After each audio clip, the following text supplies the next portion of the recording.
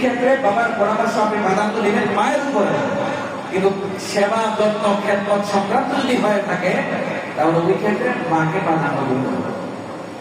মা বাবার কথা মান্য করা এবং তাদের সেবা করার কথা কোরআনে পাকের মধ্যে আল্লাহ বলেছেন, وَإِنْ جَاهَدَاكَ عَلَىٰ أَن تُشْرِكَ بِي مَا لَيْسَ لَكَ بِهِ عِلْمٌ فَلَا تُطِعْهُمَا وَصَاحِبْهُمَا فِي الدُّنْيَا مَعْرُوفًا وَاتَّبِعْ سَبِيلَ مَنْ أَنَابَ إِلَيَّ ثُمَّ إِلَيَّ مَرْجِعُكُمْ فَأُنَبِّئُكُم بِمَا كُنتُمْ تَعْمَلُونَ।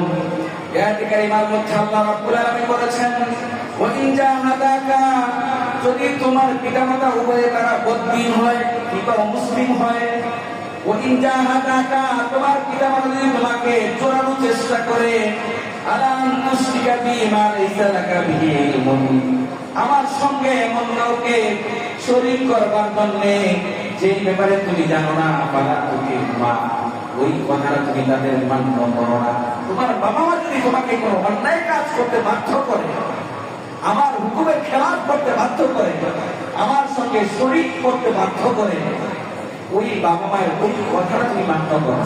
কিন্তু বাবা মা কাফের হইল, মুশরিক হইল, বদ্দীন হইল, বেনামাজি হইল, আল্লাহ বলে দিয়েছেন, ওয়াসাহিবুহুমা ফিদ-দুনিয়া মারুফা, দুনিয়ার মধ্যে তাদের সঙ্গে তুমি ভালো আচরণ করো। বাবা মা কাফের, বাবা মা মুশরিক, কিংবা মুসলমান হওয়ার পর বাবা মা বদ্দীন, বেনামাজি, খারাপ পথে চলে, তবুও তুমি তাদের সঙ্গে খারাপ আচরণ করো না।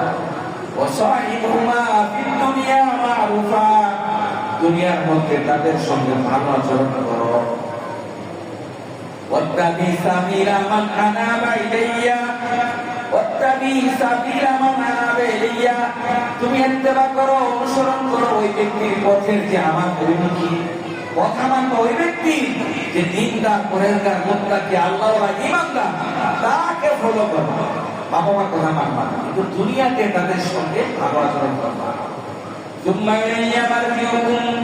অতঃপর আমারই কাছে তোমাদের প্রত্যাবর্তন করতে হবে।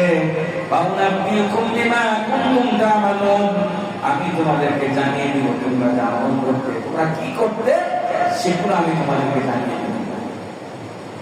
তাহলে এই আয়াতে কারিমার মধ্যে আল্লাহ বলেছেন, বাবা মা যদি বদ্দীন হয়, আপনি তাদের ওই বদ্দীনটা গ্রহণ করবেন না, তাদের ওই খারাপ জিনিস আপনি ফলো করবেন না।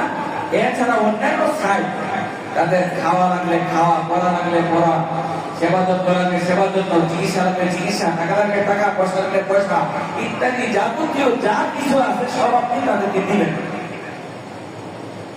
হযরতে আসমা বিনত আবি বকর রাদিয়াল্লাহু তাআলা আনহা, ওনার মা মুশরিকা ছিল।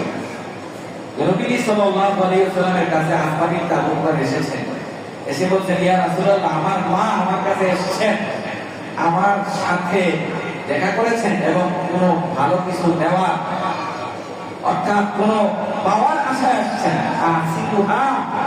আমি কি আমার মায়ের সঙ্গে ভালো আচরণ করব, তার সঙ্গে দেখা সাক্ষাৎ করবো, তাকে খাওয়াবো, তার প্রয়োজন পূরণ করবো, অথচ মুশরিকা, তার ঈমান নাই। নবীজি বলছেন, সিরি হা হা,